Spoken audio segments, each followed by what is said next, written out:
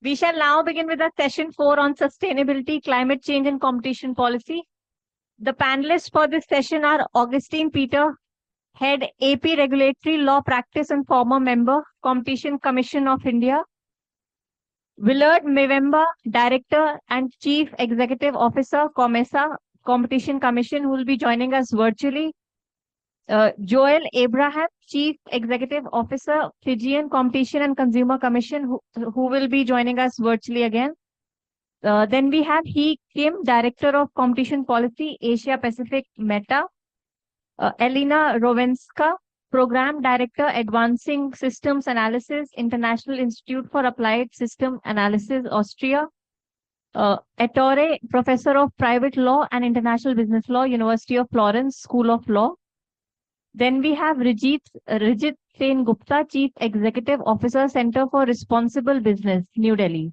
Then we also have Vittar, Program Officer, Health, Intellectual Property and Biodiversity Program. He'll be joining us virtually. Thank you.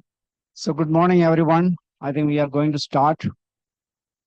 We have the topic sustainability, climate change and competition policy. And we have 7 panelists. With the result, we are limiting the first intervention to 7 minutes. And thereafter, there will be some question answer, and also it will be open to the floor. Now, the topic is sustainability, climate change, competition policy. Sustainability, as we all know, it is basically climate change is something which just stares us in the face. It is no more a fiction. It is a reality. Everyday basis, we are facing the reality. And there are different dimensions. First, economic, environmental, then social and governance. Climate change issue got the attention of humanity long time back.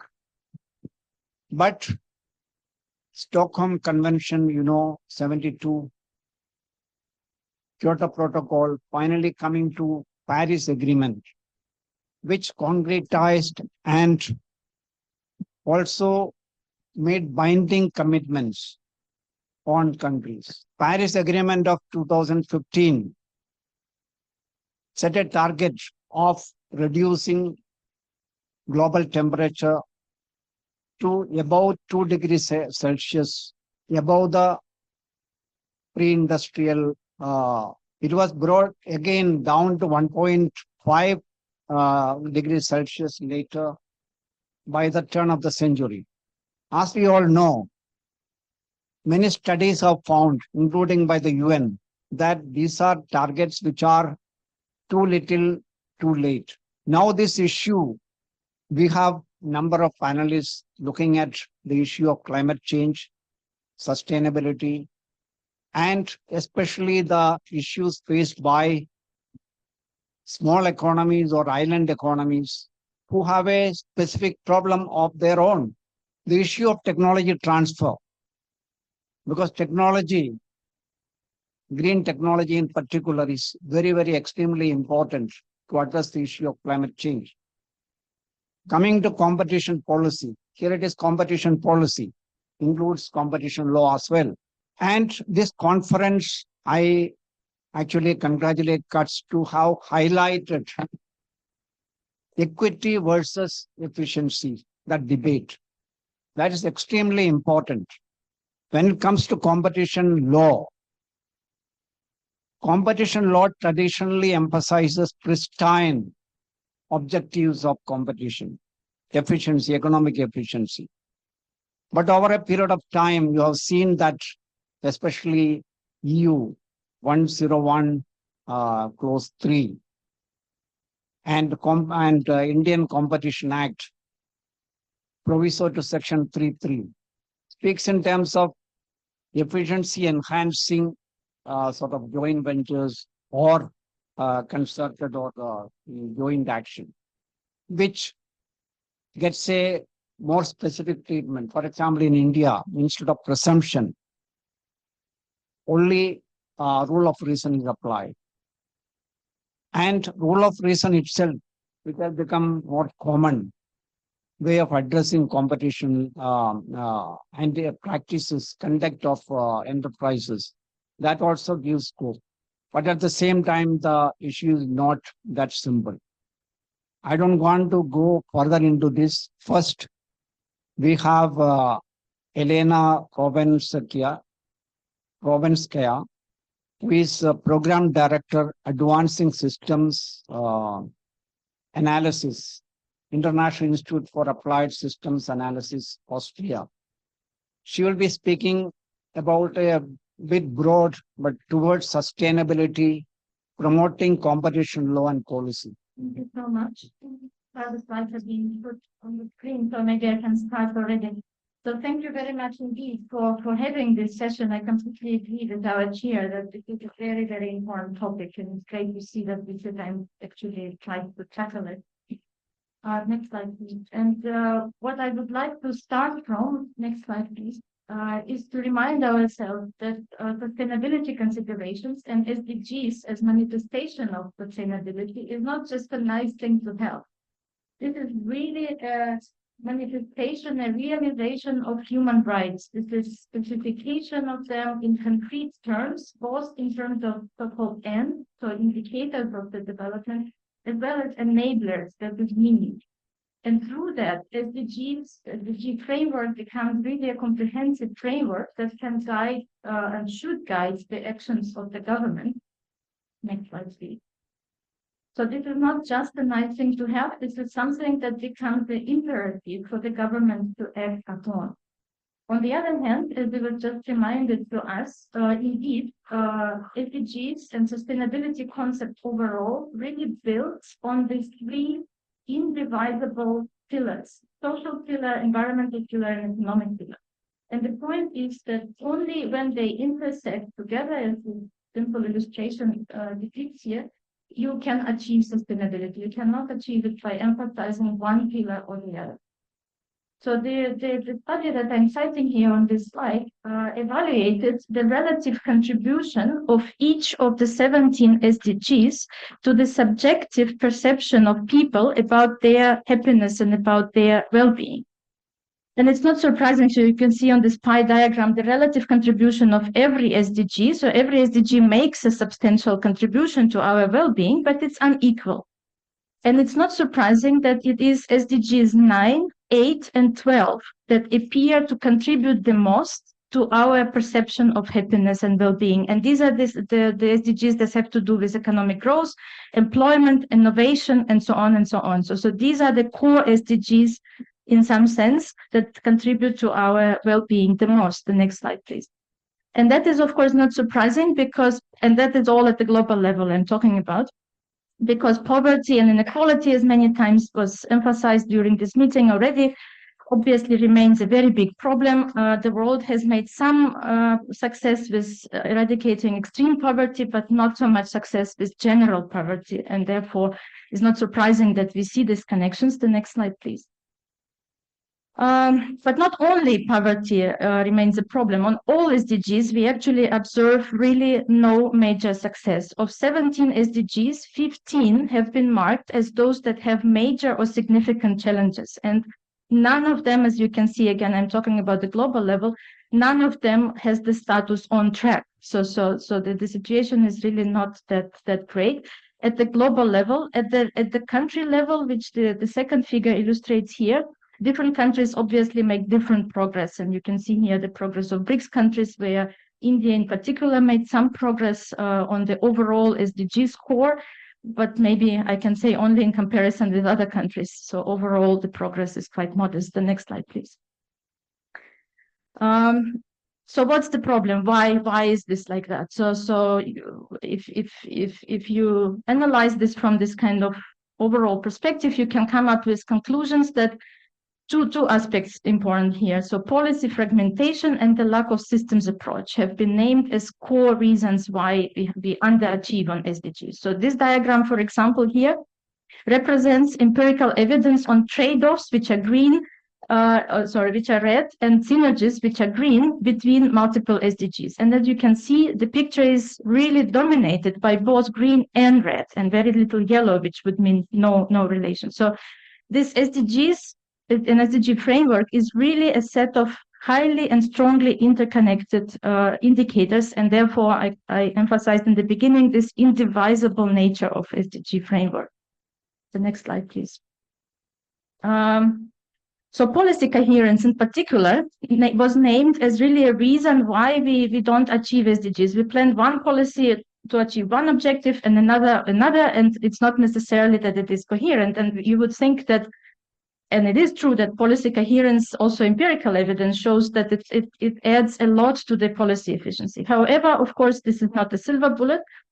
Here we see, for example, an opposite example. So sometimes policy coordination between key stakeholders, like in this study, between government, private sector, and local elites, not only can lead to environmental degradation, as in these three countries, Mexico, Peru, and Indonesia in this case study, but also to create social harm. So again, the picture is not black and white. And this is what brings us to competition law and policy consideration, where coordination is sometimes or often is seen as a negative thing. So this inconsistency also needs to be resolved. The next slide, please.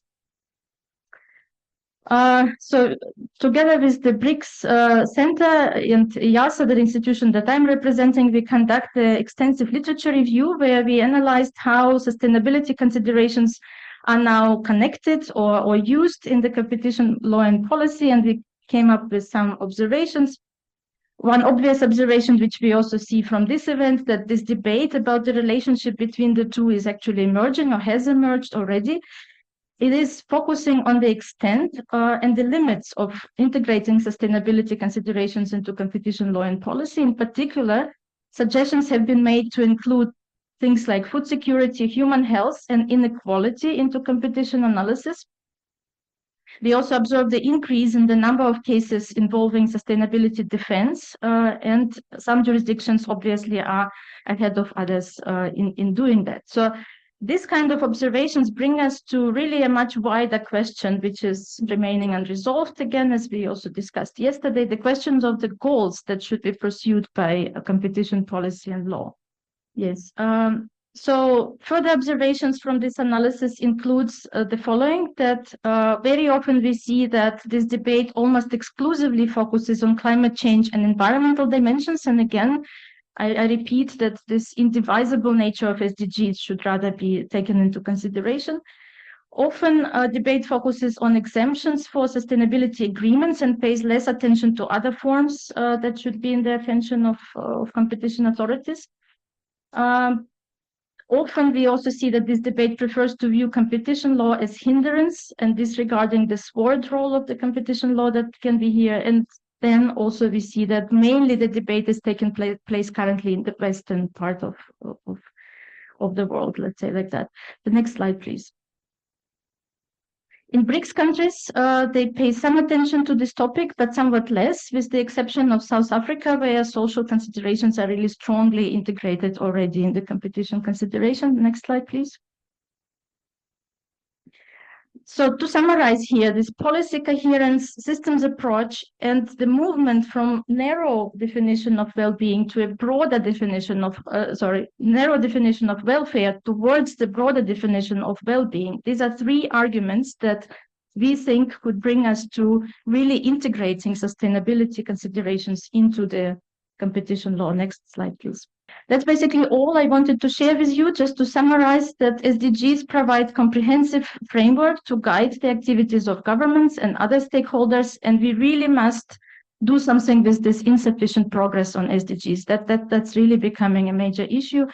Policy coherence, systems approach, and broader understanding of welfare are three reasons why we may want to incorporate sustainability considerations. Competition law actually is very powerful yet underutilized lever to facilitate achievements of SDGs, as again we just saw from this literature review. And finally, some competition authorities have started to introduce these considerations, but they focus predominantly on environmental dimensions, and the lack of systems approach therefore may undermine these actions. Thank you very much for your attention. Thank you very much, Lena, for putting the issue in perspective, correct perspective, I would say, in very limited time. Can we move to Victor Ido, Program Officer, Health South Center? He will be speaking on green technology transfer to the global south. And he will be joining virtually. Are you there? Yes, Yes. thank you. Thank you very much. It's a pleasure to be here with you. Instead of sharing my screen, because a few of the points have already been mentioned by the previous speaker, to whom I thank you a lot, I will just be sharing the comments also given the 7-minute threshold. So my name is Vitor Ido, I'm originally from Brazil, so I'll make reference to a couple of cases there. I'm part of the South Center, which is an intergovernmental organization of developing countries based here in Geneva. Although we are intergovernmental in nature, meaning we have 55 developing countries as members, I'm here speaking, of course, on my personal capacity, and also noting that we conduct a policy-oriented research, and this is where I'm coming from to speak at this point.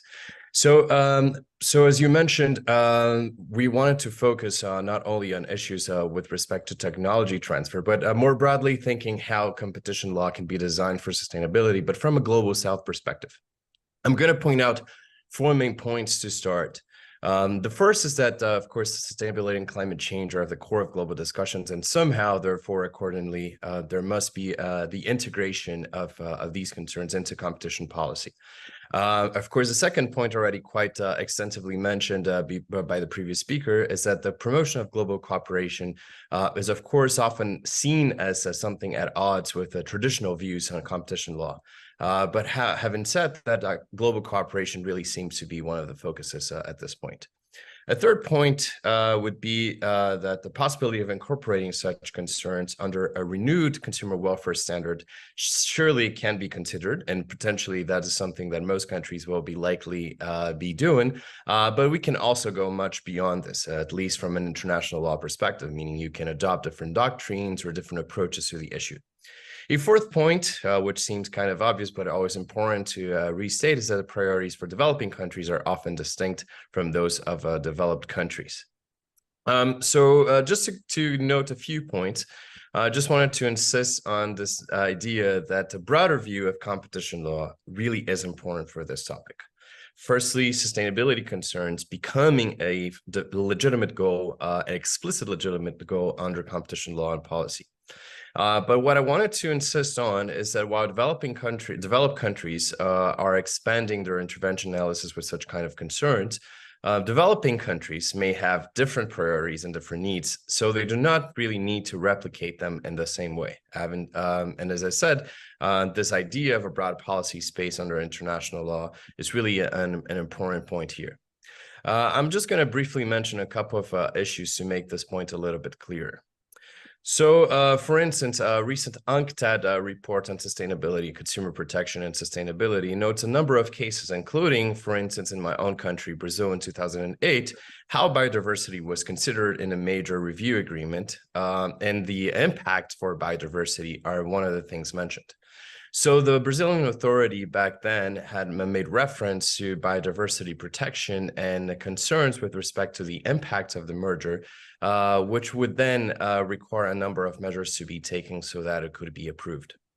Although that was this is the kind of decision that was often not referred to, this shows not only that the considerations on sustainability, biodiversity, and climate change are not only something that has been expanding in developed countries' jurisdictions, but something that has been legitimately seen as an issue for a long time in many other countries. And in addition to this, one argument that we would like to raise is how there might be at least partial lessons from other fields, including pharmaceuticals. In a recent publication by myself in 2020, we have explored how competition policies can be designed for health purposes, particularly public interest purposes. This has included the recognition of multiple anti-competitive conducts in the pharmaceutical sector, including some related to intellectual property. I'm going to go back to this point, which relates to the notion of a technology transfer, how doctrines of abuse can be applied per se, at least under international law, and this is, of course, again, a decision by countries, how access and licensing issues can be at the core. And this particular point is really relevant with respect to sustainability and climate change perspectives. And that includes notions of compulsory licensing, friend licensing, and even other models. And finally, I already mentioned the notion of merger control with environmental concerns and applying from pharmaceuticals, of course, now to environmental concerns. One thing I wanted to mention, however, is that there are strong reasons for developing countries to be not only skeptical, but to be mindful of what's going on in developed countries. While Brazil, for instance, in that case, had that particular concern with impacts to biodiversity, and that included, of course, the fact that seeds being concentrated under a sole economic entity can become a problem for biodiversity to the extent which they're going to be limiting it. What we see at the same time are efforts by developed countries to expand monopolies on seeds and plant variety protections, such as the European Union and EFTA in their free trade agreements. This is just one of the cases where you see an interaction not only of competition law and other realms, but of trade policies, protectionist measures, we could even call them, and the effectiveness of competition policies in developing countries. So one of the issues that I wanted to raise here, and that seems to be at the core of the whole point, is that not only developing countries can and should explore their own measures, but if a global cooperation really is to be achieved, there must be some new mechanisms and more concerns and cooperation by developed countries as well. Although this, of course, is not solely related to competition policies, what cannot be seen is an attempt to advance concerns of sustainability under a protectionist guise.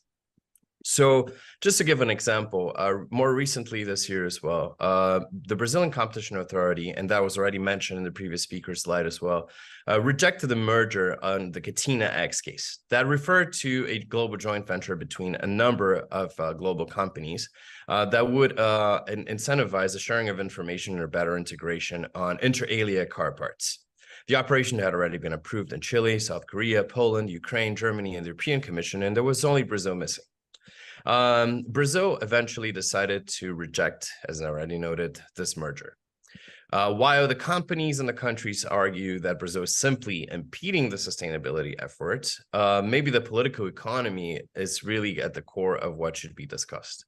On the one hand, yes, it's true that the Brazilian Competition Authority may have had a more traditional approach to it, only focusing on traditional competition efforts and methods of analysis to achieve that discussion.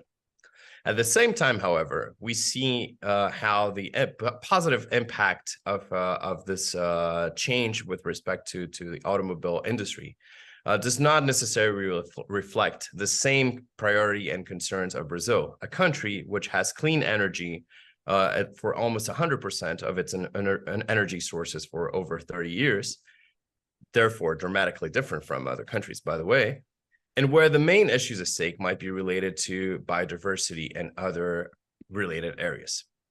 So ultimately, this just shows that there are, of course, fragmentation, lessons, and of course, caveats to the applicability of competition law and policy to achieve sustainability and climate change efforts.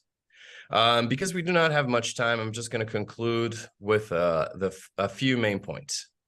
So restating that competition is not at the core of sustainability and climate change. This cannot be understated. Developing countries may have different needs from developed countries. But if measures become de facto protectionism, the Global South will legitimately oppose those measures. A final point refers to the need for policy alignment under a broader view of competition law, which includes intellectual property, the need for technology transfer, the assessment of value chains, and industrial policy. A final remark is that more attention is needed towards non-Western jurisdiction, including, but not only BRICS. Thank you very much for the opportunity and looking forward to the discussion. Thank you. Thank you very much, Dr. You yourself have summarized whatever you have presented, so I don't venture into repeating that.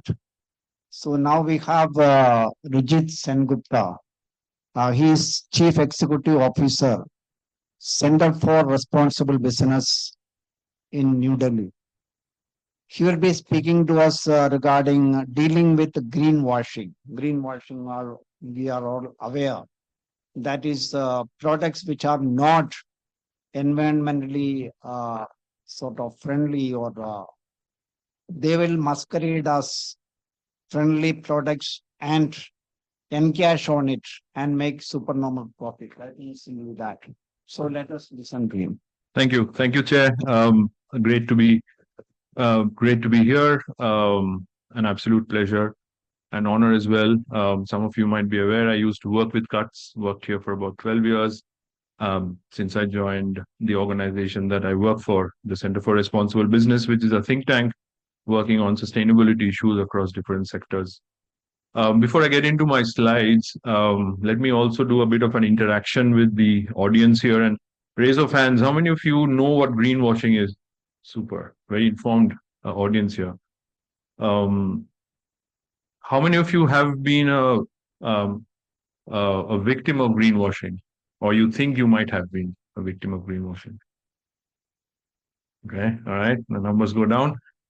Last one, I promise. How many of you took some action when you realized that you were a victim of greenwashing?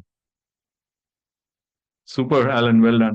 Great, thanks a lot. So, can I have my slides, please? Yeah, okay, great, thanks. So, this is a slide which basically talks about what greenwashing is. For most of you, you already are aware that it is a practice in the market. It's a practice in the market, and therefore we are talking about greenwashing in this competition policy and law conference here organized by CUTS. It's a practice in the market of falsely misleading consumers and to a certain extent other economic actors by talking about and making false claims about deceptive claims about sustainability performance of a product or a service. In most cases, a greenwashing is green in colors. That is, it refers to claims about the environmental performance of companies. But gradually, market operators are getting intelligent, and it is also covering some of the social elements, some of the elements which are also talked about earlier. So there could be various kinds of claims about 100% natural, eco-friendly, environmental friendly, even organic, without substantiated evidence about those products, and that's greenwashing. Next slide, please. So why is greenwashing a topic that we are talking about in a conference on competition and a conference of today? It is a contemporary issue, and it is becoming even more important because a number of companies over the years have been using different market-driven mechanisms or instruments to talk about their performance on sustainability. As was indicated by my earlier speaker, the challenge of climate change, of inequality, of equity are real challenges. And it is very clear that the private sector has and can play a role in addressing those challenges. And therefore, the private sector would like to highlight its ability to address those challenges, and in a competitive market, sometimes get carried away by going beyond what it actually should be talking to consumers, by talking about things which are unsubstantiated claims. Standards, certification systems, labels, claims are all becoming very, very predominant market-driven instruments, which companies are using to talk to their consumers, to talk to their investors, and other actors inside and outside of the market. And therefore, there is a proliferation of greenwashing. The European Union, in a study in 2021, found that there were more than 42% of claims were either deceptive or exaggerated or even false. How does, pardon me, how does greenwashing affect us, us as consumers and also us as businesses? Consumers will lose the trust. We feel that there are possibly companies which are trying their best to address sustainability in some way, either the climate change problem or even the social equity and inequality issues. But if there is a proliferation of greenwashing in the market, then we will become even more skeptic about such products, and that also affects businesses. So it is not just a consumer-related problem; it is also a problem for the market. There are some companies which are genuinely trying to improve and talk about their sustainability performance and report about them and disclose through their disclosures and so on and so forth.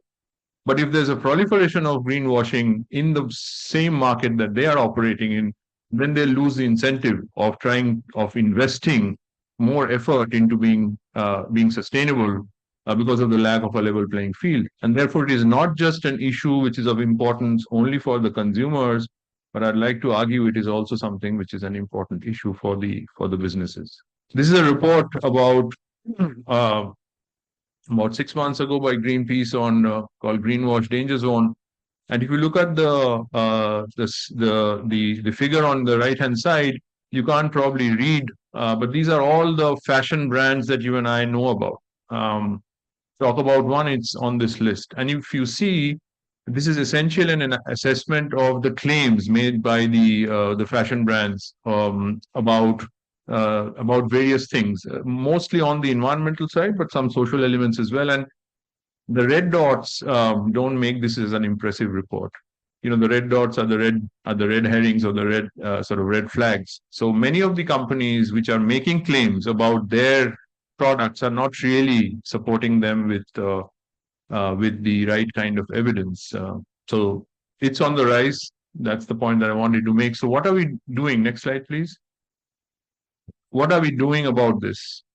What can be done? And this is where probably the attention of the competition authority becomes a little bit more interesting. So a number of OECD country competition authorities, Canada, the US, Australia, next slide, Norway, and the United Kingdom have initiated cases of either alleged or reported cases of greenwashing. And competition authorities, and this is, I think my previous speaker talked about the different approaches by competition authorities of being traditional and looking at competition issues with a traditional lens, and also the possibility and the importance of being equipped to look at some of these contemporary issues.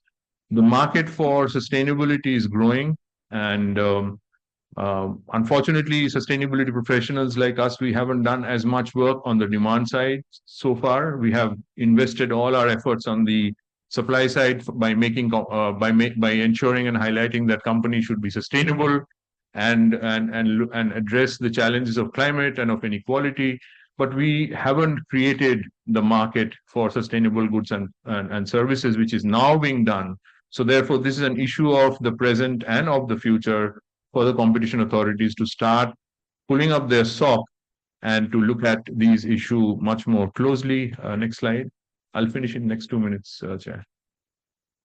In some countries, some jurisdictions, for example, the European Union is also developing a directive on green claims. And it is likely, like so many things happening in Brussels, is also going to likely to become into a law over the next few months, perhaps even a year. Some agencies like Singapore encourage consumers to report to them such cases of greenwashing. So if Alan was there in Singapore, perhaps he would have raised his hands and went to the regulator.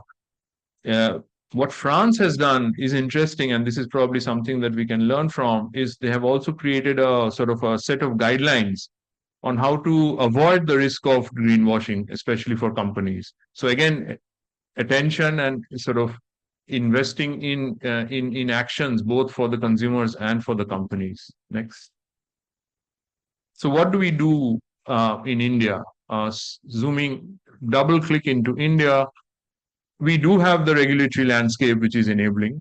For some reason, I don't know, I took out the the Competition Act from this slide, but I think it should be reinstated. The Consumer Protection Act does have provision about, the Central Consumer Protection Agency in India to deal with the misleading advertisement. And I think that the Competition Commission perhaps should not remain indifferent because of, depending on the nature and the scale of the greenwashing related issues, they probably will have to play some role, as some of the other organs of the government, the Ministry of Environment and Forest, even the market regulator, SEBI, Securities and Exchange Board of India, is doing by telling companies and issuers of debt, green debt, how to avoid the risk of greenwashing. the Department of Consumer Affairs and the Advertisers Standards Council of India are also in the process of developing an initiative on greenwashing. So we do have the right regulatory landscape. What is important, all comes down to implementation, like perhaps you guys discussed yesterday. And for the 20 years that I've had an sort of stint with competition policy, it is all about implementation. Last point, which is about many of you who are from Delhi or even outside would have seen this big poster about Mission Life. I don't know how many of you are aware of it, with our Honorable Prime Minister's picture in it. So the Mission Life is essentially about mission lifestyle for the environment, which is something which the government of India has initiated, and it has also been now sort of plugged into the Brazilian G20 as well. And it is an international agenda which is being promoted by the government to have what we are calling pro-planet people, 1 billion pro-planet people, by changing lifestyle of ours on a day-to-day basis. So Mission Life, there is also the risk of the objectives of Mission Life being stifled if greenwashing isn't addressed, and it can be done through the three components of Mission Life. One is to engage consumers and sort of build their awareness about how to deal with greenwashing, and how to even detect greenwashing. Right now, we have very poor understanding of it. Businesses, of course, also. Vijit, you may have to conclude. Yeah, I'm just concluding in 10 seconds. Businesses also, how do you avoid greenwashing? Create a simple set of guidelines, give it to businesses so that they can stay on the right side of the law. And most importantly, for the policy in terms of, where to find redress, both for consumers and businesses. Thank you for the opportunity. Thanks a lot. Thank you very much, Rajit. At least I am surprised that 42% of the claims are exaggerated or false, even in a European Union where the consumers are so enlightened. We can imagine what will be happening, what is happening in countries like India or developing countries where consumers go by the whatever is on the cover of the. And I also feel that competition authorities with the consumer protection with them, I think they may be more effective. Here, I think more maybe consumer protection authorities, and also I think food and regulators, because most of the products they ride on that. So I think anyway we will come back to that. Now we have with us Ettore Lombardi, who is a professor of private law and international business law, University of Florence School of Law. He will be enlightening us on evolving jurisprudence on competition and sustainable development. Very critical topic. Yeah, so thank you very much. Thank you for inviting me here. For me, it's a privilege and an honor. So thank you to CAS, CIRCS, and BRICS Center of Policy. The slides are on. Yeah, as the moderator stressed, so we will analyze today the evolution of jurisprudence related to competition law. And I would like to start with this sentence of one of the person that analyzed much better than any other, in my humble opinion, the idea of evolution. So Charles Darwin, who said, it is not the strongest of the species that survives, not the most intelligent that survives, is the one that is the most adaptable to change. So evolution is very important, and we will see these profiles very soon. So the agenda, don't worry, I'll be very fast and furious as well. I will try to be furious. Is related to a very short introduction that will make reference to what already Yelena said. So the function of sustainability and the idea of sustainability. Then we will skip and we will analyze, we'll have a theoretical view of the relationship between competition law and sustainability, and then a practical view of this idea. So to start, I would like just to point out this profile. I don't want to come back to sustainability, what is the function and the meaning, because Yelena expressed very well what is the UN SDG goals. So I don't want to come on that. But what I would like to stress is the difference between CSR, ECG, and sustainability, because we have these three concepts, and I humbly consider them slightly different because CSR is a more ethical profile, also less extended and wide than ECG, that is a more wide because include environmental, social, and governance for sure, but we can analyze it in a more financial way in general. And then we have as well the consideration of sustainability that is in the middle. So if we want to stress the differences between these concepts, it's not just the wideness for sure, but as well a different nature. So ethical for CSR, financial for ECG, and sustainability as an economic approach and consideration. So very broad analysis, the one related to sustainability. And I would like to stress what Brundtland report said in 1987, describing for the first time the sustainability as an intergenerational approach. So it's an idea that is giving us accountability, reliability, accountability and responsibility between generations. And that's, in my view, what is, in short, sustainability.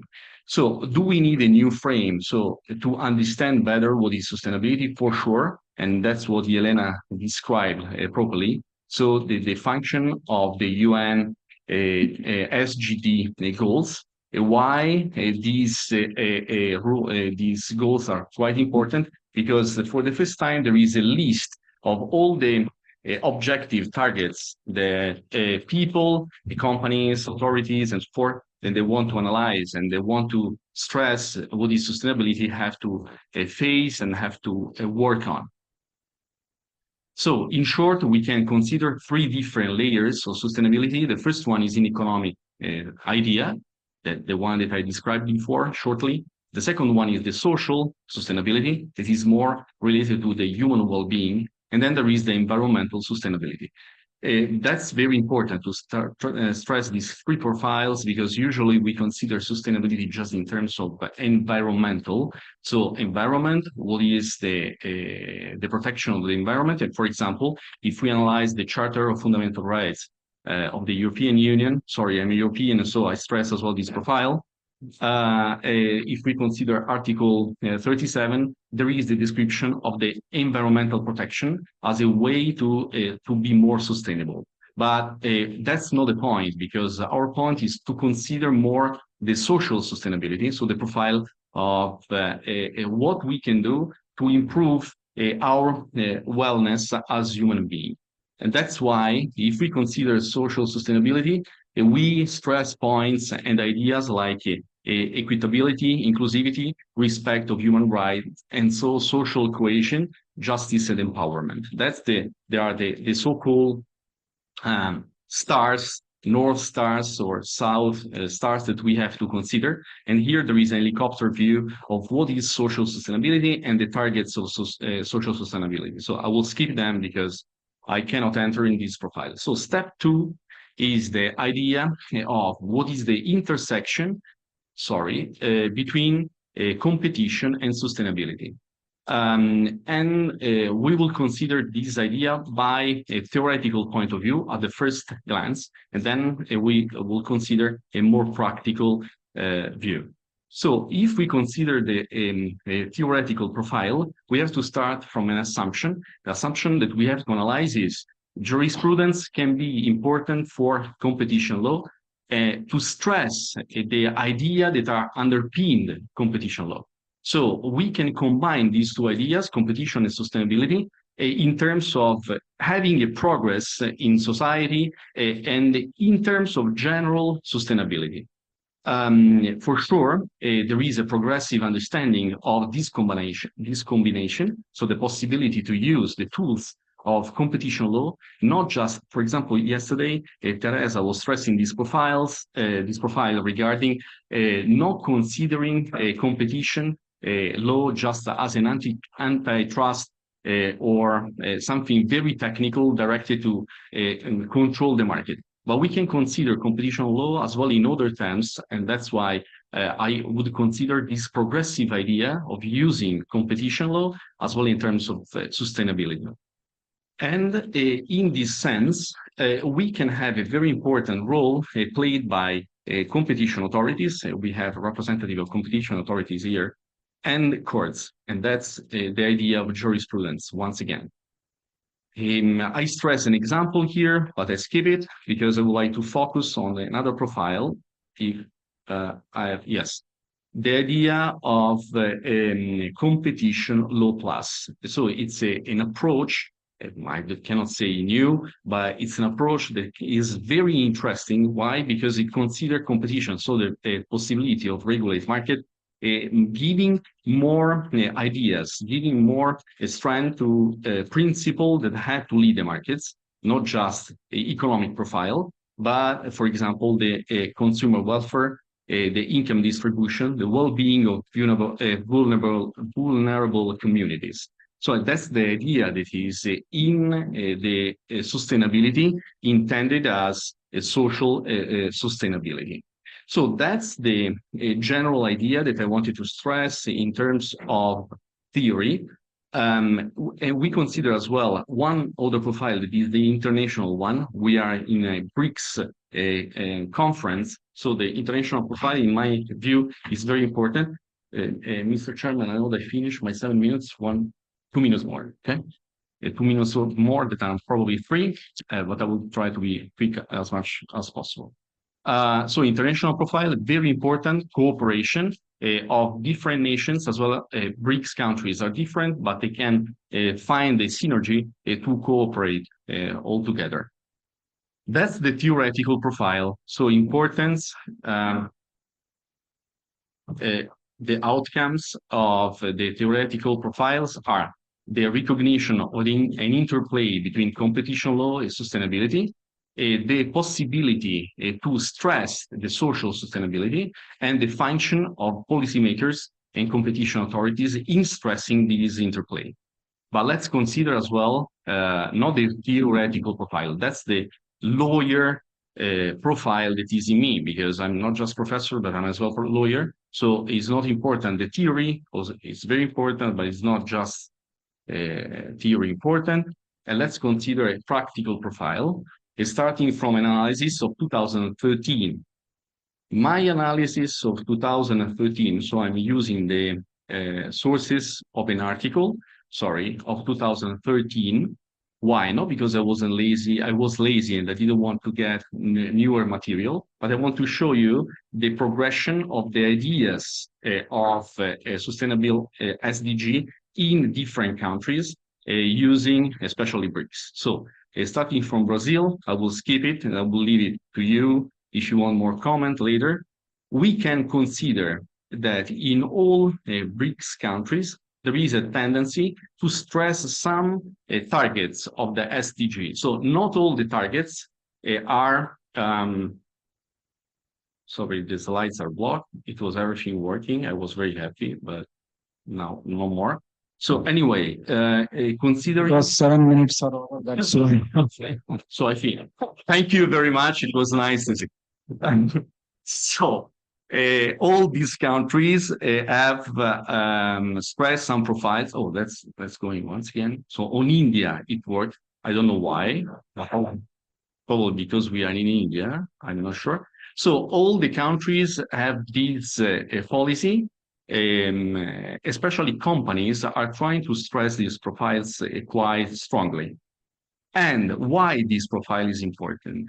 Because it shows what in 1886 H.C. Adams stressed. So the relationship between economic and jurisprudence. So if we have an economy that is very strong and pushing towards some kind of principle that are the SDG principle, these ideas are as well implemented and pushed by jurisprudence in terms of evolution, as I described before.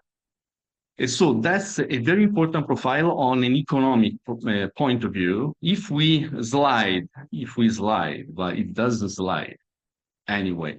If we go to the jurisprudence in ECG, so in Europe, we consider the European Court of Justice, we have a trend that started with North Holland case.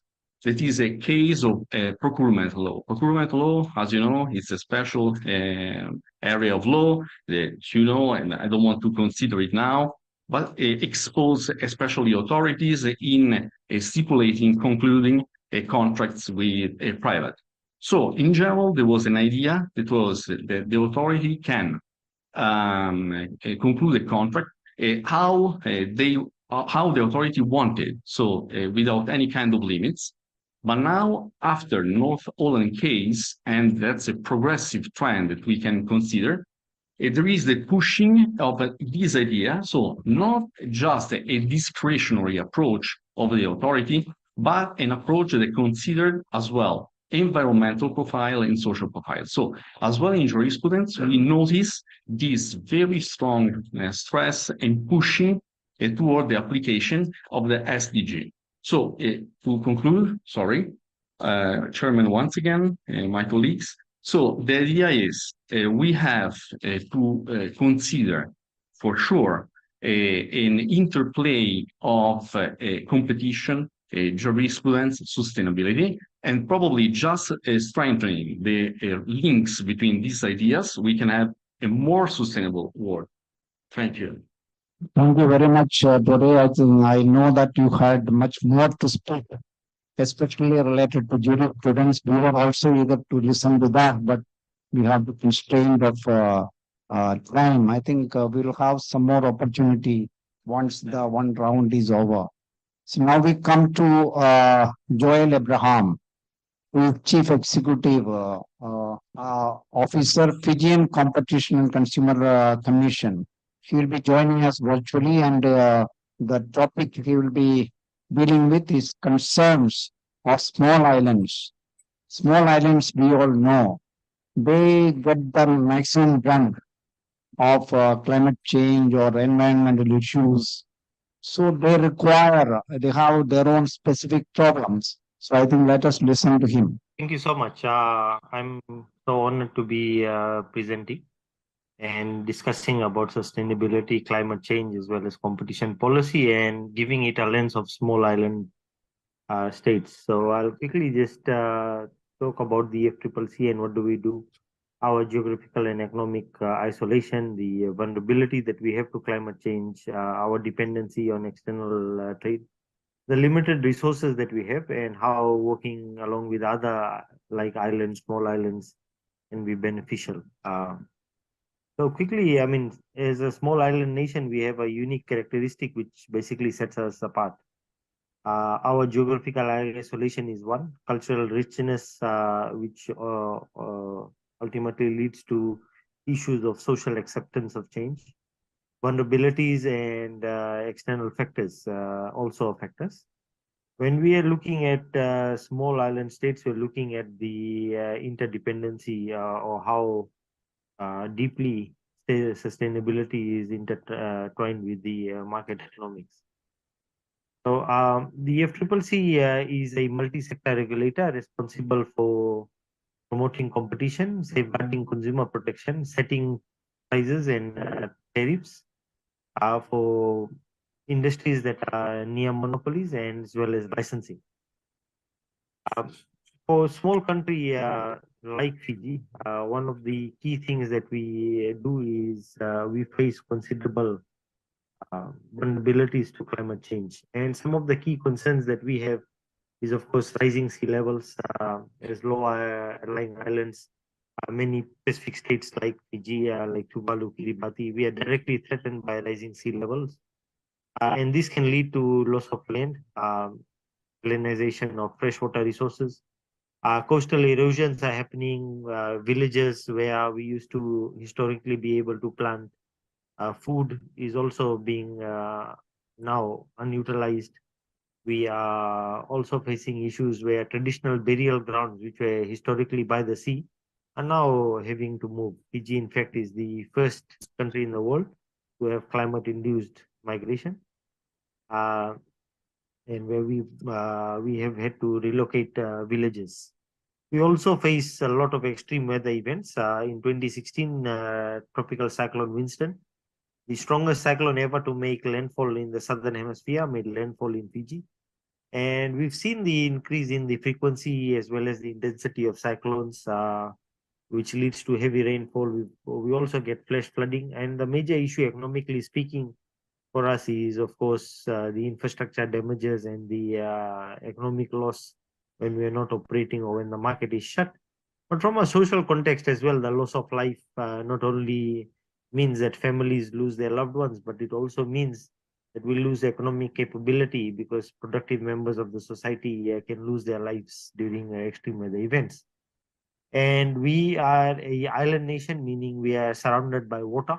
We're in the Pacific Ocean, and any increase in the acidity of the ocean affects our marine ecosystems. And majority of our villages, our settlements, which are in the rural and maritime areas, they rely on communities, and these communities rely on the sea for food. And what this does, it threatens our economic sustainability. As it is, we have limited aspects for diversifications. Many of the other small island countries, much like Fiji, we heavily rely on a few sectors. Fiji, for example, relies heavily on tourism and agriculture. And any external shocks relating to extreme weather patterns, but as well as wars that go on, have a major impact on our local economy. We also have a high dependency on imports, and this is purely because of our limited resources. Many goods like essential items like fuel and food, these are important, leading to various trade imbalances and economic vulnerabilities. We also have limited access to markets. Being geographically isolated, we often face challenges in accessing larger markets. And just to give you some idea, Fiji in total having over 300 islands has a population of less than 1 million people, which is about 900,000. Now, when you look at reducing cost, etc., having a larger population base can have its positive effects by delivering economies of scale. Now, if I look at competition policy with this lens, by considering the geographical and economic isolation that we face, the issue that we have generally when we consider competition policy is the small market size. And small market size means may mean higher prices, may mean reduced consumer choices. There's also natural barriers to entry, and this is again because of our smallness. For example, we have one electricity provider, and due to the intensive capital expenditure that is required to replicate a similar infrastructure, the interest in some of these industries don't exist.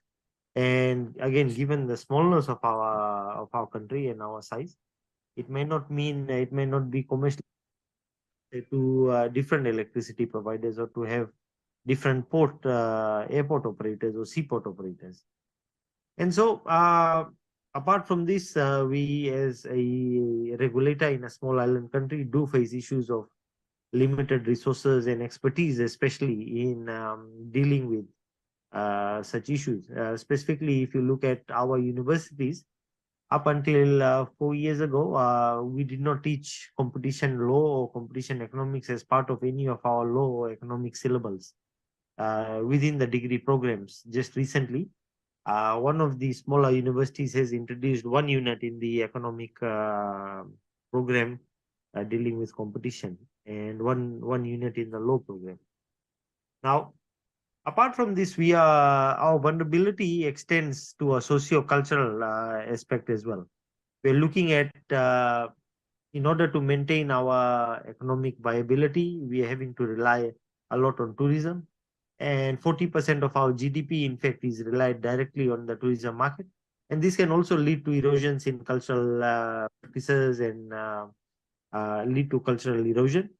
We also have had most recently major brain drain, where our Fijian residents are now looking to reside either in Australia or in New Zealand, having largely because Australia and New Zealand as developed countries have opened up their markets. And so what we're seeing is an exodus of people migrating, and what that does is it causes a brain drain. So we already have a problem, and that problem is further exacerbated by the loss of human capital. And apart from that, as I mentioned earlier, being a small island, we have an inherent dependence on external trade. And this ultimately filters into our work, which is ensuring that there is a fair and competitive market. And Joel, all you of- may have to conclude. Okay, you may have to yes, conclude. sure. And we do have a limited resourcing in terms of infrastructure and capabilities. We have limited infrastructure due to our smallness, impacts of climate change. We don't have storm resistance building. We have started making investments into seawalls, nature-based seawalls, where we have boulders and mangroves integrated. There is a need to build capacity around having resilient infrastructure. We also do have access to finance constraints, whereby we are 0.0004% global emissions as a country, but we face impacts of climate change quite strongly. In terms of our environmental sustainability, looking at issues of resource management, waste management, and biodiversity loss, I think this is quite important, given that we have unique flora and fauna on our islands, and habitat destruction as well as invasive species can affect the work that we do. The role that competition policy quickly has in promoting green technologies. We're looking at competition policy being a catalyst for innovation. We're constantly doing advocacy by driving this in the market, looking at new frontiers in green technologies, or looking at benchmarking and getting green technologies. We're also looking at the competition policy having safeguards for the market by enabling newer firms, especially those firms that are focused on environmental sustainability and sustainable practices, for them to emerge and thrive. There are a few examples in Fiji, like the Pacific Recycling Foundation, or ESG Pacific. This will not only enrich the market, but also give consumers a plethora of choices. We also feel that there is a need to look at climate change and its impact on the competitive landscape. Given that climate change has far-reaching impacts, it's not only now an environmental concern, but for us, it's a significant variable that can alter the competition of markets. One example I can bring to you is the shipping market. We used to have about 5 different operators. During TC Winston, 2 of those operators got wiped out because their boats ran aground and they did not have money to get back in, and the insurance did not pay enough. As such, they pushed out of the market. As such, I think there is a need for a balancing act between competition policy as well as our climate goals.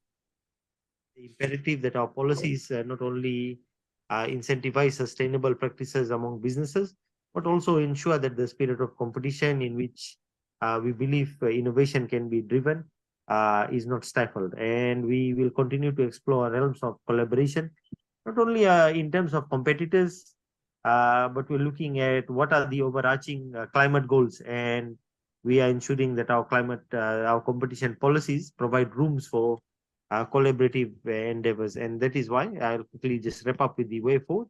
FCCC is strengthening sustainability regulation. We are creating a climate change division within the FCCC that will look at all our market-based analysis to look at market competition.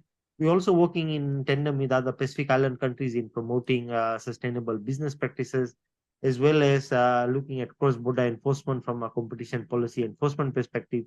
We feel that a multifaceted approach is needed in addressing these challenges, and that through regional cooperation, because we see the Pacific as one, whatever happens in Fiji, other Pacific countries are affected as well. And as such, we are combating the issues of climate change by combining our resources and our efforts in the Pacific. Thank you. Thank you very much. I think it was very comprehensive. You highlighted, brought in a very stark focus the issues faced by small island economies. We have a related topic coming up. That's Willard Moemba, Director and Chief Executive Officer, COMESA, Competition Commission. Yesterday, he came, I think, twice. So we are familiar with him.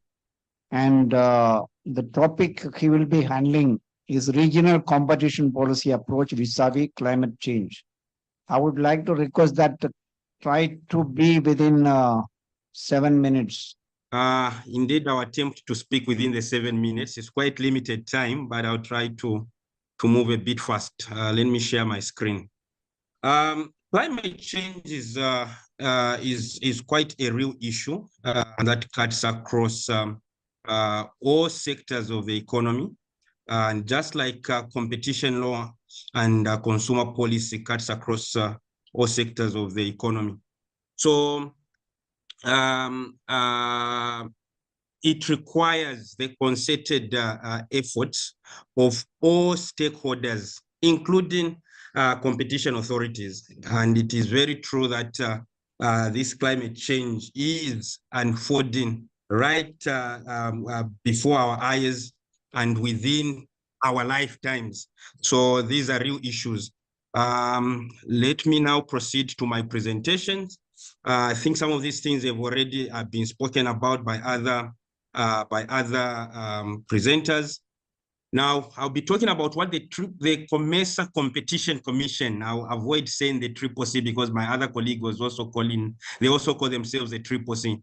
What are some of the issues that we are, actions that we are taking to contribute to addressing climate issues in the COMESA region, which involves 21 member states from the northern, eastern, and southern part of Africa? One of the issues that we are focusing on is the development and dissemination of competition law and policy.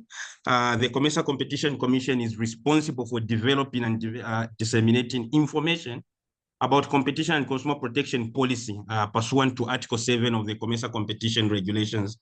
Now, in this dissemination and development of the competition law and policy, what we are doing currently is to ensure that we amend our law. The process is already at an advanced stage. We should be seeing a new law next year. And in that amendment, there are environmental and sustainable consumption issues that have been brought about. Now, as we've been developing and this law, our COMESA member states are heavily involved, especially national competition authorities. So it is our expectation that as they see what is happening at regional level, they replicate the same efforts at national level. And of course, after this, the Commission is expected again to disseminate that new law, that developed law. Its contents should be disseminated to the member states. Currently, we've been issuing joint statements with our member states on issues of sustainable consumption and transition into green energy, which are part of climate change or efforts towards addressing climate change issues. So I do recall that early this year, we did issue some joint statements with Rwanda and Zambia. So just as to maintain and sustain the momentum on these green and environmental considerations in competition enforcement. The other thing that we are doing also is to enter into cooperation arrangements with regional competition authorities, especially those whose situations may be similar to ours, so that we have common interests in developing some of these policies. So we have, for example, entered into cooperation arrangements with the Eurasia Economic Commission, and in that cooperation arrangement, there are a number of issues that we intend to work together on together, and environmental considerations in competition enforcement is one of those. But we've also entered into some arrangements with cooperating partners. UNECA, United Nations Economic Commission for Africa. Not long ago, I think late last week, I was at a conference where I was invited to speak, where they are talking about the consideration of green the environmental considerations under the Africa Continental Free Trade Area Competition Protocol. So there is also that proactive and deliberate approach to ensuring that even before the protocol, the AFCFTA competition protocol becomes enforceable, we are trying to see how those green issues and environmental considerations will be taken into account. From a restrictive business practices point of view, or what we generally call conduct cases, anti-competitive conduct, under Article 20 of the COMESA competition regulations, companies can come and make an application before the Commercial Competition Commission to seek authorization on whether their agreement or agreements among them can proceed. So basically, where they are not so sure that their agreements are anti-competitive or are pro-competitive, they can come and make an application to the Commercial Competition Commission to ensure that they are not on the wrong side of the law. In the amendment, what we are trying to do now is under that Article 20 application on authorization of agreements, we are introducing environmental considerations as a public interest issue. However, we want to be very careful in doing that. We are saying we'll be weighing these environmental benefits, among other considerations, against anti-competitive effects of those agreements. We do not want to create a platform for collusion, while we know that green considerations are very important. Climate change is an existential threat, but we are also very mindful that we should not lose focus on the traditional consideration of competition law itself. And we are saying the obtaining benefits, those benefits that will come from those claims that the agreements will bring, should be enjoyed more by the consumers and not by the firms alone. Why are we saying this? We are mindful that when businesses are engaging in business decisions or implementation of those business decisions, usually it is in their own interest and not the interest of the consumer. So indeed, they may come up with this agreement amongst themselves that may result in new technologies towards environmental concerns and the like, but it may just be in their self-interest to make more profit. So we are saying there should be a demonstration that actually the benefits are enjoyed more by consumers and not just the firms themselves.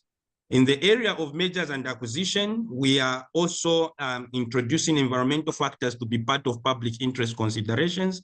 There is indeed, for example, under the review of anti-competitive agreements already, there is what is called public benefits. And it is very clear that if the public benefits of an anti-competitive agreement overrides, if the benefits overrides the anti-competitive effects, then the Commission may, underlined italics and bold, allow that anti-competitive agreement.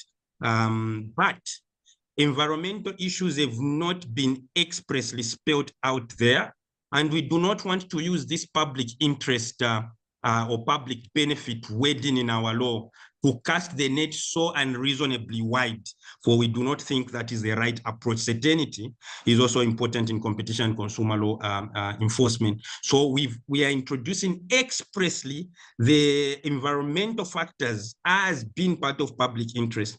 The same will happen in mergers. But we are also being cautious in measures. We are saying there's need to be to make sure that these environmental issues are quantifiable.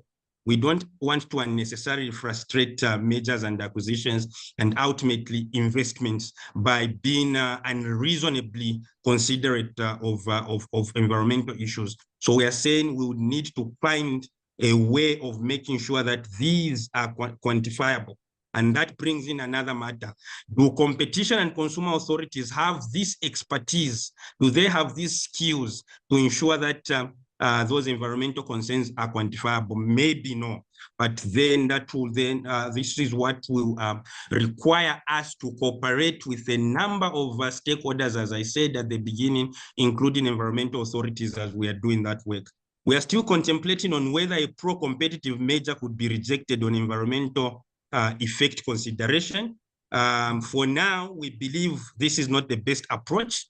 Public interest should not be used to reject pro-competitive measures. That is our thinking and our ethos at the Commercial Competition Commission. However, we are mindful that given the dynamism in the world approaches to regulation, the dynamism, especially the rate at which climate change is evolving, maybe there's also need to reconsider Maybe there's also a need for a paradigm shift from the traditional consideration of these matters to address emerging and practical issues, including rejecting measures on environmental grounds. We are yet to see how that will unfold, but what we are saying is there should be certainty, there should be clear guidelines so that there's no confusion in the market.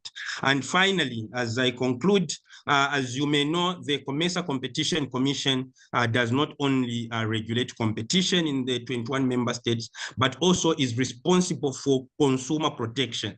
And we are aware also that the ultimate goal of considering environmental issues in the enforcement of competition law is actually for the benefit of consumers. Therefore, in our amendments, especially to the consumer law, we intend to include the right to a clean environment as part of consumer rights, and it should be justiciable. So we know under the United Nations guidelines on consumer rights, the consumer has a right to a clean environment. But in most of our member states, if not all our member states, at least from a consumer law perspective, this issue of the right to a clean environment is not justiciable. We are making it express in our law, and we are saying it should be justiciable. And where it is justiciable, it means those companies that are not adhering to environmental concerns as they deal with consumers may actually violate the regulations and may be brought to book. Other considerations include making eco-labeling mandatory for consumers to make informed decisions on environmental friendly products. But we are aware also that with this eco-labeling, greenwashing is likely to be rife, as other speakers have spoken about already. And therefore, we want to come up with deliberate strategies to enforce against greenwashing, which we are already doing under the misleading advertising, because our law already has that. But I think there will be a deliberate effort, especially when we get into this ecosphere of eco-labeling. You have to conclude. Thank you so much. I'm almost winding up. In terms of policy, we've already started sensitizing and collaborating with member states on environmental sustainability issues to and enhancement of harmonization of policies and laws. And then finally, we think there should be a gradual application of environmental standards. This is a new thing that is coming on the scene. Most of us are talking about it, but have not implemented it. So it is implementation. We think we should not distort markets with a good intention, but probably flawed implementation. So we are saying the application and advocacy for inclusion of environmental considerations should be done at a gradual, carefully considered and crafted in a format that does not create barriers to entry, especially in most of the less developed countries. Our small companies may not have the capacity in terms of financial resources, in terms of skills, technical know-how, who actually implement some of these green considerations that we are looking for, or we are putting into consideration. Hence, that can become a barrier to entry and enforcing or resulting in entrenched market concentrations by dominant firms who may have that capacity. So I may end here, and thank you very much for giving the COMESA Competition Commission the floor. Thank you so much. Thank you, Willard. Very glad to know that there is a system you have taken concrete action towards this end. That is authorization from the Commission, whether they can proceed in the case of agreements.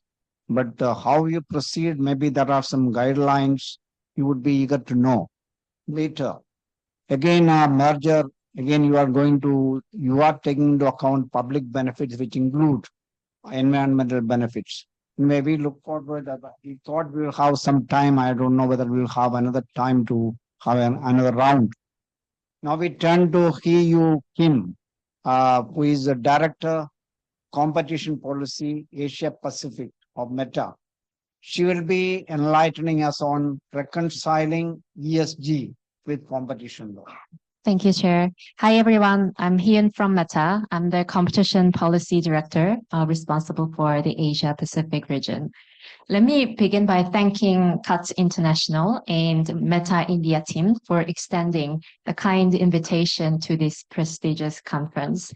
I know that I'm sitting between lunch and and this panel. So I'll be just very briefly share some thoughts about from a private sector perspectives. The topic of climate change is very personal to me. It's more than 10 years ago, but I wrote 2 papers on climate change. The first one was about the role of IP, the patent system, in stimulating innovation and technology for climate change. And the second paper was about adding the climate change consideration in protecting intangible cultural heritage. So when Joel from Fiji mentioned, the challenges that small island countries are facing, that really remind me of the paper, because as the sea level rises, that people have to be moved, and as a result, the intangible cultural heritage, like traditions, can also be lost. So we can talk about this another time. For today's panel, the question that I'll be addressing is how we reconcile the ESG and competition law. And before delving into that question about how, let me begin with why. Why do we think that there is something to be reconciled between the ESG and the competition law? As Elena helpfully mentioned earlier, competition law and policy and sustainability are gradually merging and should integrate more closely. And as Ettore mentioned, there is also a progressive view that 2 could even be combined. As you know, the ESG focus on 3 things, right? The promoting environmental sustainability, and social responsibility, and governance and ethical business practices. And none of these goals can be done alone, because this is a collective fight for the planet. So companies need to get together to achieve this goal together. And before joining Meta, I've worked for Samsung as an in-house counsel, competition counsel. And oftentimes we face these questions. We want to, the company wants to join environmental initiatives or human rights initiatives, but often there are, other members who are competitors like Apple, Sony, also in the same initiatives. And the question is, is it okay to join, or is it going to be some sort of competition issue?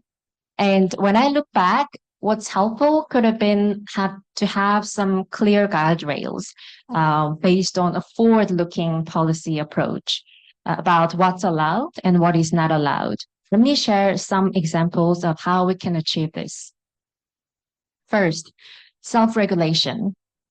As a starting point, I think industry self-regulation or voluntary codes of conduct can be established to promote or to achieve ESG practices. Of course, these initiatives should normally have very strict antitrust compliance in place. If these initiatives are done correctly, it can be pro-competitive and can benefit the society as a whole. In fact, self-regulation can be a good starting point to tackle other new policy areas, for example, digital platforms. I know that the next session will be about digital platforms, so I'm not going to talk too much about it, but I do want to flag that some Asian countries, like Korea and Japan, are taking a self-regulation approach about digital platforms, especially for improving unfair bargaining position between platforms and its users.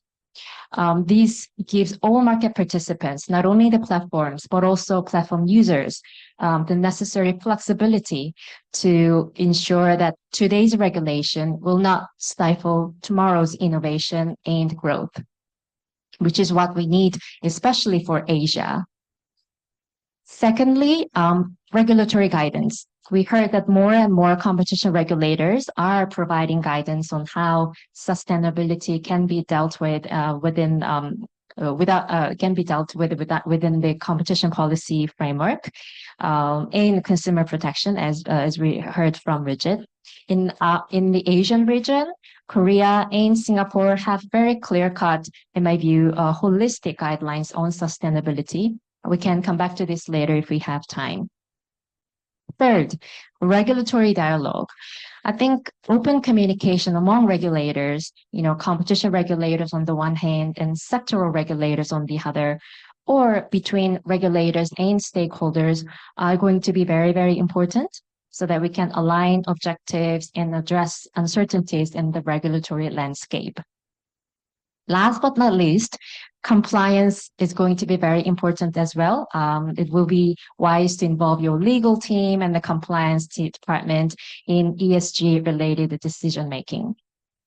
So to conclude, I think reconciling the ESG and competition law would require some clear guardrails on what can be done and what should not be done. And that way companies can pursue ESG related initiatives while respecting a fair play spirit. So I'll stop here for now and thank you so much. Thank you very much for being on time. And you have given some soft skills to achieve the reconciling between ESG and competition law. And the organizers have permitted us to extend by 10 minutes, otherwise we are just completing our time allotted. So I think we should, I had some questions I had circulated also, but I think we don't have that luxury now. I think it is open to the floor. If anybody has got any comments, any questions, I think. Thank you. A question for Willard, and he mentioned that in the laws they're thinking of adding some public, well, not public benefits. He didn't want to describe them as public benefits, but environmental characteristics which would go to mitigating anti-competitive harms and thus allow the authorization of agreements. I'm a bit puzzled as to why you don't think public benefits include quantifiable measures that would be of an environmental character, and that you made that point a couple of times. It would seem to me, and from the laws that I've seen in many countries, the public benefits can be of that character. So unless yours are ones that need to address the anti-competitive effect, but perhaps you just might explain that. Thank you. Willard? Yes, yeah, please. I'm here. Very brief, 1 minute. Thank you so much. No, it's a very brilliant question. And in fact, the question is basically speaking to what I said. So public benefits is one of the considerations under our Article 20 in request for authorization of agreements. But it's also one of the considerations under our Article 22, where the Commission initiates an investigation into anti-competitive agreements. But what is written is simply public benefits. What is considered under public benefits has been left to the discretion of the Commission. So indeed, we can infuse in environmental issues as long as they are quantifiable. But what we'll be looking at now, the concern or the issue now is, how do we quantify these environmental claims by companies? Because companies are also good at making wild claims, whether it is about the employment benefits that the measure will bring about, the reduction in prices. They make sometimes wild claims. I think we have developed to quantify employment gains, price reduction gains, but not environmental benefits. So we are saying, first of all, as we come up with guidelines, the public benefits consideration, environmental issues come out expressly as that which will be considered under public benefits. And then we're saying it will be expressed that these are concerns or claims that should be expressly quantifiable and demonstrable in the way they'll benefit the consumer. So I think we are on the same page with the gentleman asking the question. Maybe the focus for us is on the how. Thank you very much. Thank you. Only issue what I find that in the case of India and Australia also, I know there are factors defined in law which will define public interest, which have to be taken into account by the Commission. But if it is left to the discretion of the commission, as Vila was telling, I think there may be issue. But yes, I am sure that you are in the process of making guidelines, and maybe jurisprudence also will help. So I hope, I think we will proceed in. Thank you very much. Yeah, my name is Alexey Ivanov. I have a question to Rigid and Hyun. Both you covered this corporate aspect of sustainable development process, and we know that SGDs are not really fulfilled, and there is a little progress in fulfillment, and at the same time a lot of corporate practices which we call greenwashing and all these practices, and at the same time there is a lot of reliance, and you mentioned this, on organization, self-regulation, self-adaptation, corporate governance, and social responsibility things. Don't you think that probably one of the problem with fulfillment of the goals is actually non-binding, characteristics of this, and whether you think we already, had enough of self-regulation, which didn't really end up with anything except some sort of, greenwashing practices, which Rigid was describing perfectly, or maybe, corporate structures just intrinsically are not capable to invest into something, except, profit maximizing activities. Maybe we should, just a provocative question, just forget about self-regulatory aspect of this story and become more serious about, accomplishment of SDGs. Okay, please. Yeah, thanks, Alexei, for your question. The Sustainable Development Goal is about anything and everything under the sun. Let's probably create a scope for my intervention and response. If we look at Sustainable Development Goals from the perspective of the ability of corporates to address challenges in their value chains, right? Let's look at that. Let's create a boundary.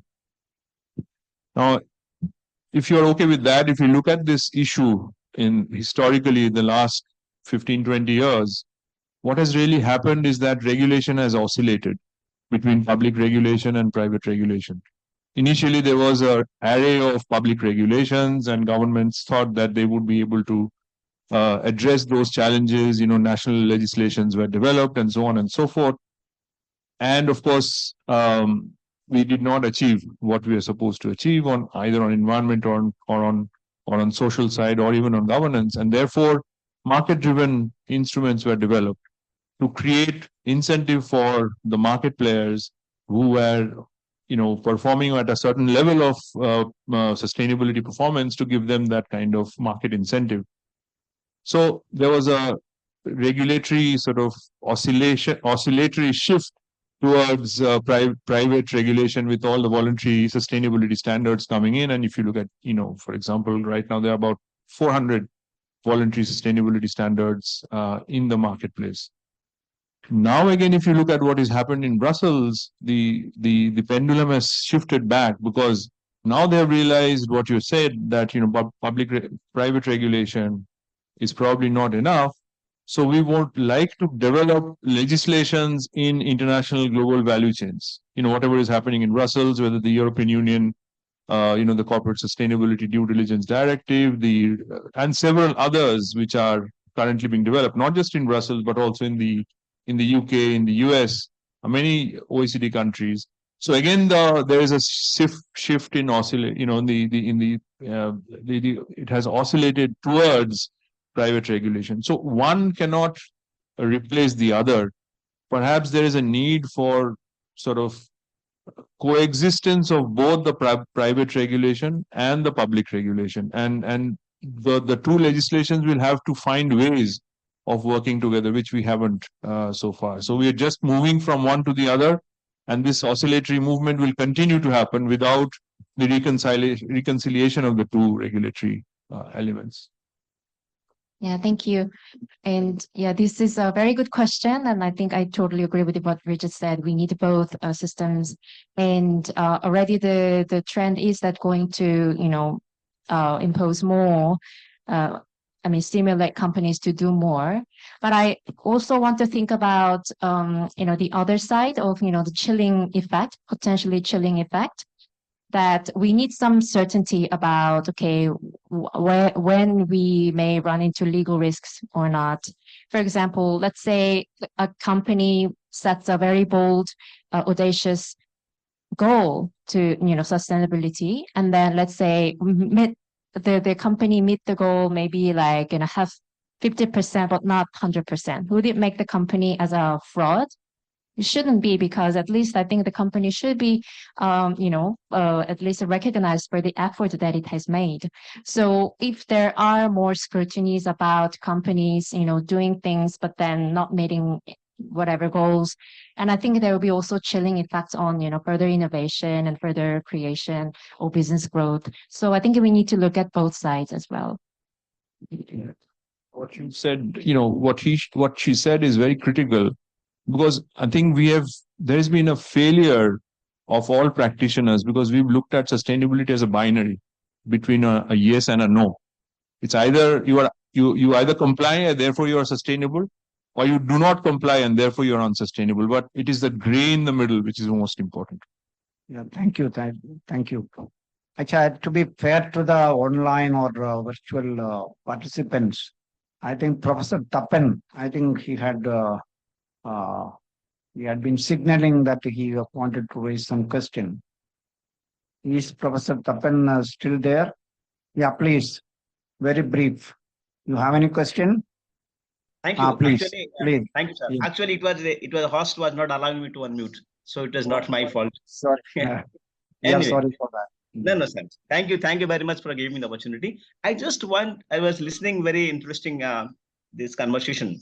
But what I think, there are certain ways like a social compact, where companies themselves try to bring certain responsibility on themselves. But what I am finding at the ground level, like most companies are actually transferring the responsibility to non-governmental NGOs.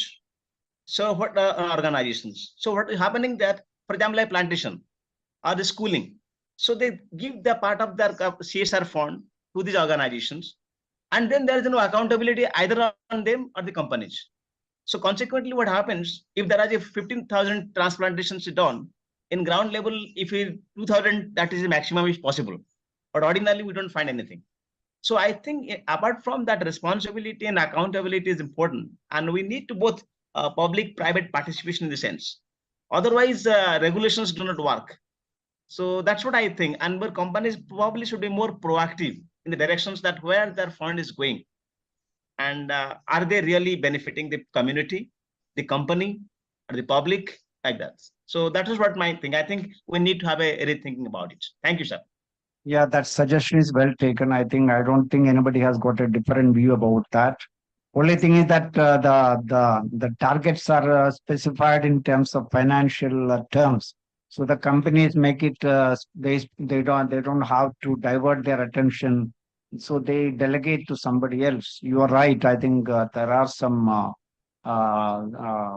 flip side to that. Okay. Anybody else? I think that's it. I think we have also consumed the 10+% sort of minutes we have been granted. So thank you very much. The panelists, they have done an excellent job. So at least I have benefited very much. I'm sure that all of us very well prepared presentations. Thank you very much, and thank you very much for Kutch and the other organizers for the very well organized conference. Thank you very much. Thank you.